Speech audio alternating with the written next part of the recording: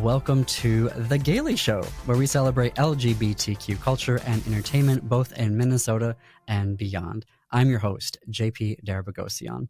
One Voice Mixed Chorus in Minneapolis welcomes a new artistic director, and they have an upcoming concert this season. I spoke with Kimberly Waigwa all about it. Well, Kimberly Waigwa, welcome to The Gaily Show. Would you like to introduce yourself to our audience? Absolutely. Thank you so much for having me. My name is Kimberly Waigwa. I go by my last name, Waigwa, and I am, as of 6 months ago, the new artistic director of One Voice Mixed Chorus here in the Twin Cities. Congratulations. Welcome to the Twin Cities. Is this your first time living in Minnesota? Yeah, I didn't even know what the Midwest was. Okay, so East Coast or West Coast? I'm from the Southwest, but I came from the East Coast from grad school. Great. So tell us a little bit about your role. Yeah, so I'm artistic director. So I do everything that is involved with the chorus as well as any artistic decisions. So programming, and then kind of establishing the culture and the direction that the organization is going to be moving. I do that in conjunction with Mitch Fanton, who is our executive director. So tell us a little bit about that vision that you have for the upcoming chorus. Yeah, absolutely. So it's kind of awesome to be coming into an organization that's so well established. Not a ton of gala choruses get this sort of longevity, at least not at the current size that our organization is, and certainly not mixed choruses. They tend to be women's choruses, men's choruses, and that kind of thing. Right. But it's nice to come in after Jane Ramsay or Miller and kind of have this 27-year legacy, this foundation that we can build upon. And so I've always been interested in issues of diversity, equity, and inclusion. Let's get rid of that. And so that was primary interest in getting into gala choruses, not only helping be a better advocate for queer folks, but also people of color, which is not something that the gala world tends to dip into as much as I think we should. And so my goal with the chorus is just to continue on that path of advocating for ourselves as queer people, and then also beginning to integrate and become more connected with the Twin Cities community, because choirs don't feed people and choirs don't often house people, provide them shelter. So I would like to sort of move in a direction that allows us to both do what we are here to do, which is to sing, but to do that with an awareness of what we can contribute more deeply to the Twin Cities. That's fantastic. And I'm curious, so what is coming up next for One Voice? So One Voice has my premiere show coming up, which is going to be January 20th and 21st at the Kohl's Center, a program called Dark Night, Star Bright. Oh, and what is in the program? Can you share? Sneak preview? Absolutely. There's a whole bunch of stuff in this program. We have, it's kind of mildly based on the idea of the stars and the things that we know and cannot know, the ways that our actions impact others, both in the ways that we intend and the ways that we can't ever know that they have done so. Sort of like related to queer representation, like the people that you touch and the minds that you change, you'll never know really, apart from people who might reach out to you. And it's also a show that's centered around change, because I moved here from the East Coast not thinking that I was moving anywhere. I had no intention. I was going to be in a doctoral program and continue on in academia. And One Voice has had Jane for 27 years. So it's just a lot of change for all of us. And so it's how do we lean on each other in going through change and the ways that change affects us and what the role of community is in change. That's wonderful. Is there a particular piece that you're really excited about in the program? I'm putting you on the spot. No, that's fine. There is a piece called Fa Shu Ha, which is Taiwanese. So there's a history of Hakka people in China. And so they are originated on the Chinese mainland, but then eventually a group of these Hakka people moved to Taiwan. And with with Mandarin becoming the predominant language in China, there's just a lot of Hakka culture that has been lost, and a lot of people who don't speak the Hakka dialect of Taiwanese, or the Hakka dialect of Chinese in Taiwan. And it's this sort of very beautiful texture. It's about nostalgia, about this old shop that this man had. He used to make these garments that were like the height of Hakka society. That's what they represented, like the strength of the culture. And so it's this man whose like shop doesn't have a lot of business, and it sits there in this town that doesn't necessarily exist in the ways that it did anymore. And I think it's kind of like the pinnacle of what nostalgia does to us. Like we love the past, and it kind of takes away the present from us a little bit. And so that kind of for me is the pinnacle of the show, and how we process change. And so after everything after that is how we get out of that, and how we look forward to the future while honoring the past. Well, that is wonderful. We are thrilled to have you here in the Twin Cities. How do people get tickets for the show? So you can either go to our website, which is onevoicemn.org, and there'll be a link right on our homepage. You can click that banner. It'll take you through to the Kohl Center. Or you can go to the Kohl Center website directly and buy our tickets from there. Perfect. Wagwa, thank you so much for being on The Gaily Show, and come back anytime. Yes, thank you so much for having me. For tickets and to learn more information about Dark Night, Star Bright, go to their website, onevoicemn.org. Theater Latte has also welcomed a new artistic director, and I sat down with him to talk about his new role and upcoming show, Stones in His Pocket. Well, Justin Lucero, welcome to The Gaily Show. I'm glad to be here. Thanks for having me. Absolutely. So tell our audience a little bit about yourself. Well, I'm just about to make it to the 3-month mark in the Twin Cities. I moved to Minneapolis by way of Pittsburgh, but I'm from El Paso, Texas. For the last 4 years, I was a tenure-track professor of directing at Carnegie Mellon University. But I've also, for the last 6 seasons, been the artistic director of El Paso Opera. And so I was not really shopping around. I thought that those 2 gigs would be my forever gigs. But when I saw that a mentor of mine had retired, his name is Michael Donald Edwards. He was the artistic director of Oslo Repertory Theater in Sarasota, Florida. They named his replacement Peter Rothstein. And so I thought, who's going to replace the replacement? I looked it up and I saw the job description and thought, well, that is a place that I would love to be a part of. And I applied, and long story short, here I am. Well, welcome to the Twin Cities via Pittsburgh. So you should be somewhat prepared for the non-winter, I guess, that we're having right now. Yeah, I think so. I think I brought the warmth. You're welcome. Thank you. But no, yeah. Most of my time in Pittsburgh during the winter, I actually wasn't in Pittsburgh. I was traveling or doing work in El Paso. So even at the height of the winter, I never really experienced it. So I find this very exotic, all the beautiful snow.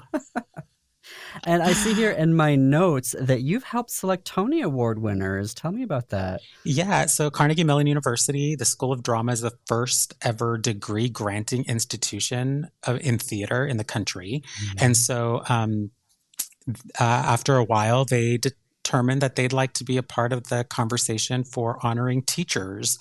And so we developed a special Tony Award for educators.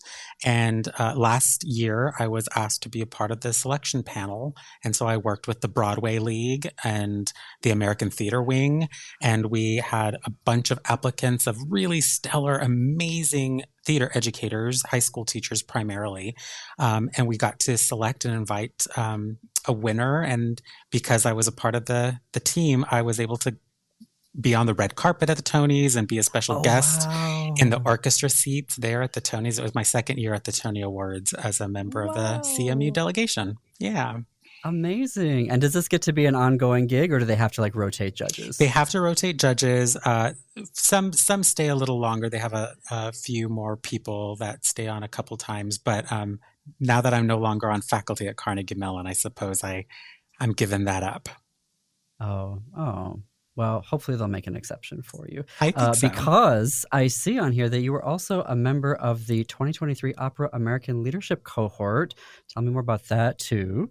Yeah, so I never really thought opera would be an expression of mine, but in El Paso, it was the largest professional performing arts organization in our region. So, of course, I gravitated toward there. And I have a background in music and foreign language, actually. So the opera thing actually turned out to be a great fit for me.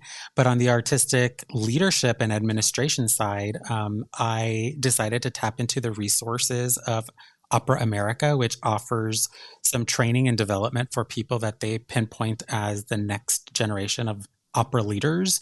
And so I was selected, and this summer I had a 10-day intensive in New York City with Opera America at their National Opera Center. And all year long, I'll be convening with a cohort of international opera artistic administrators, learning what it's like to steer the industry forward. What is that like?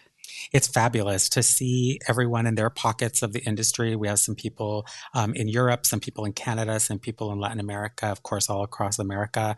And some of us have expertise on the artistic side, but some of us have expertise in public relations, marketing, casting, new opera development, fundraising. So we get to learn from each other about all of the things that it takes to be a well-rounded artistic administrator. Well, that's fabulous. Congratulations. And coming back towards the Twin Cities, you all have a new show coming out, Stones in His Pockets. Share with us about that show. Yeah, Stones in His Pockets is one of the... I inherited this season. I did not choose this season. But for people who may not know, Theater Latte is a music theater company. We primarily produce musical theater, musicals, things from Broadway, etc. But we also sometimes dabble in opera and plays with music. Stones in His Pockets is a play. It's an Olivier Award-winning play. And to make it work with our company that does music theater, we've actually engaged with a composer, Jason Hansen, who will write original music that will perform live while the play is being performed. It's a it's a two-hander play with these two actors playing more than 15 characters. So they switch in and out of accents. It's set in Ireland. It's hysterical, but it's also really poignant. It's a dark comedy. And I really encourage people who want to see something really hyper theatrical to check it out. Absolutely. Where can we go to get tickets? latteda.org. We'll have all the information. You can either do it online or call our box office. It's directed by a local director, Marcela Lorca, who's the artistic director of 10,000 Things. She's amazing. Tom Reed and Reed Sigmund, the two actors playing all the roles, are also mainstays of the theater scene in the Twin Cities. And I'm having a blast seeing that team of four people just prepare an amazing, astonishing whirlwind of a show.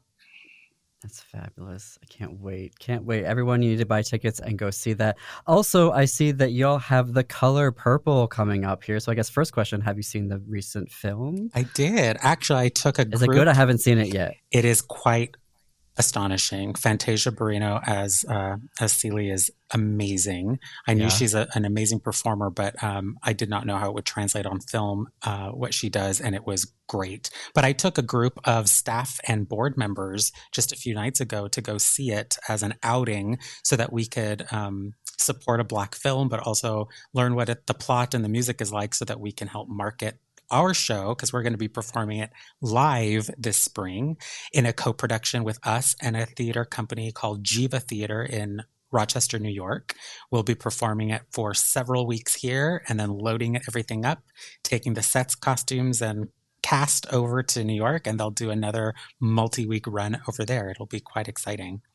Wow. Well, hopefully it gets lots of Oscars so that can like build in and lead into your production. It should. The production values of all the technical side of things, the costumes and the makeup and the locations are vibrant and colorful and really match with the energy of the score. It's a brilliant score. Music and lyrics by Brenda Russell, Ali Willis, and Stephen Bray.